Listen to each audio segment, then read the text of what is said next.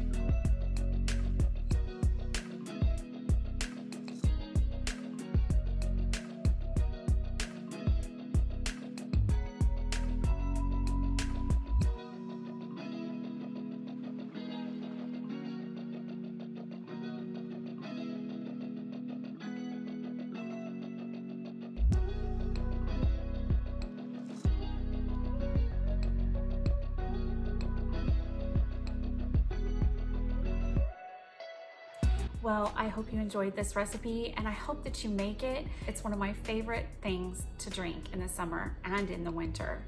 So if you enjoyed this video, please give us a thumbs up. And if you have any comments, leave them below. And we hope that you subscribe and you have a blessed day. Thanks so much. Bye-bye.